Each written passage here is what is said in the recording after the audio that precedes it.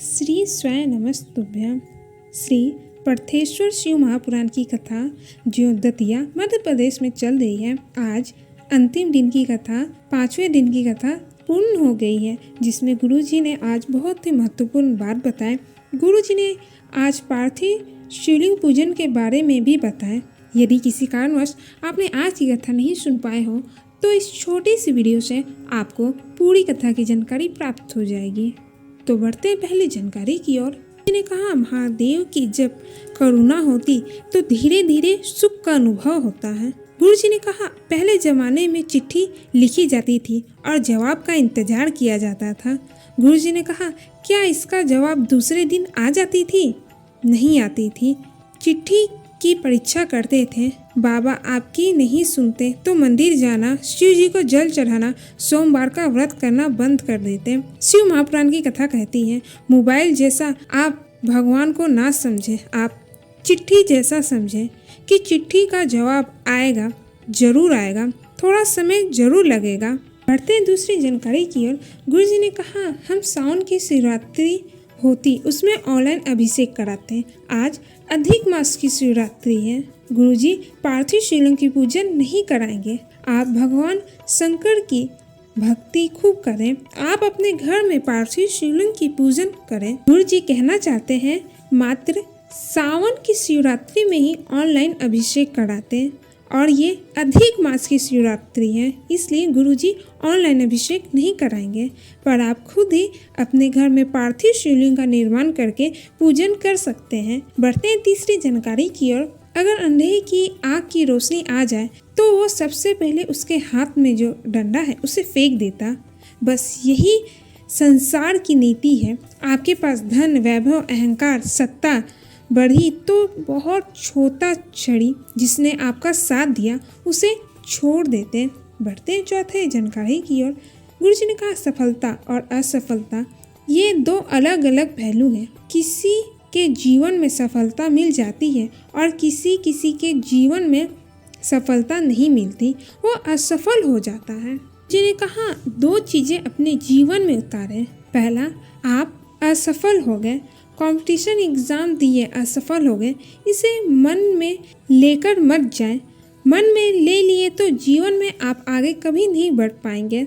दूसरा, आप सफल हो गए, बहुत आगे बढ़ गए, अपने इस सफल को अहंकार बना के अपने बुद्धि में लेकर ना जाएं। असफल हो जाए तो समझे कि महादेव ने और आगे काम करने के लिए मौका दिए हैं, और सफल हो जाए तो ये समझे महादेव मुझ पर कृपा कर आगे बढ़ाए हैं। बढ़ते 5वीं जानकारी की ओर। गुरुजी ने कहा, जब भी सोमवार व्रत करें, पूजन करें, ये सोचकर मत करें महादेव मुझे धन, दौलत, वैभव, सत्ता, संपदा देंगे। व्रत करें तो ये सोचकर करें कि महादेव मुझे अपनी शरणागति देना और एक बार मेरा हाथ पकड़ लेना। तूने पकड़ लिया हाथ मेरा तो कभी डूबने वाला नहीं मैं। छठी जानकारी की ओर।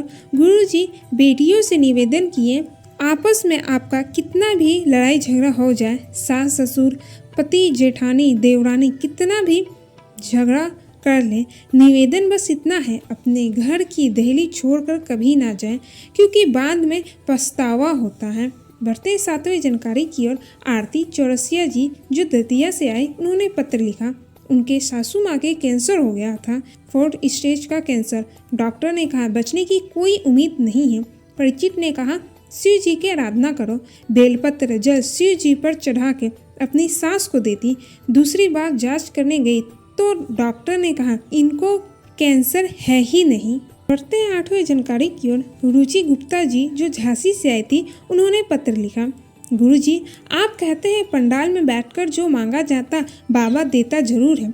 आखिरी दिन की कथा में बैठकर उन्होंने विनती करी, मेरा बेटा नीट के एग्ज़ाम में पास करा देना। आज उनका बेटा नीट एग्ज़ाम देकर डॉक्टर के लिए तैयारी कर रहा। बढ़ते हैं 9वीं जानकारी की ओर। अनीता झा जो दतिया से आई, उन्होंने पत्र लिखा, हमें तो लगता सीहोर से कुबेश्वर बाबा कथा के रूप में आते और कार्य पूरा कर कर चले जाते हैं।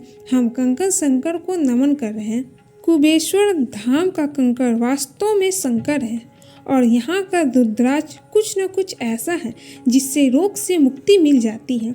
उनके मोहल्ले में 80 साल की माता जी हैं, उनके मुंह में कैंसर हो गया था, 4th स्टेज का कैंसर। डॉक्टर ने जवाब दे दिया, मुझे उनकी पीड़ा नहीं देखी गई। मैं आपकी कथा सुनकर उस माता जी के लिए शिव जी के मंदिर जाना शुरू कर दिए। रुद्राक्ष का पानी शिव जी को चढ़ाकर उनको देती। बाबा की कृपा से आधी चम्मच पानी वो पी पाती थी। बाबा की कृपा से वो धीरे धीरे आधा गिलास पानी पीना चालू करा, भोजन करना चालू करा। डॉक्टर भी आश्चर्य में पड़ गए, 4th स्टेज का कैंसर कैसे समाप्त हो गया। बढ़ते हैं 10वीं जानकारी की ओर। गुरुजी ने कहा, गाय के पीछे बछड़ा चलता है, पति के पीछे पत्नी चलती है, भाई के पीछे बहन चलती है और शिव जी को जल चढ़ाने वाला के पीछे मेरे महादेव स्वयं चलते हैं। बढ़ते हैं 11वीं जानकारी की ओर। गुरुजी ने कहा, अपने माता पिता के सामने, गुरु के सामने, अपने पति या पत्नी के सामने आप जब भी जाएं, आप कितने भी बड़े पद प्रतिष्ठा पर क्यों ना हो, पर उनके सामने जाएं तो आपका वैभव शून्य होना चाहिए, तो समझे आप उन्नति की ओर बढ़ रहे हैं। गुरुजी की अगली कथा राजगढ़ में होगी। ये कथा का नाम 23 शिव महापुराण की कथा होगी, जो 19 तारीख से 23 तारीख तक चलेगी। ये कथा आप 1 से 4 बजे तक आस्था चैनल या यूट्यूब में आप देख सकेंगे। उम्मीद करते हैं आपको ये कथा की जानकारी पसंद आई होगी। श्री शिवाय नमस्तुभ्यम। हर हर महादेव।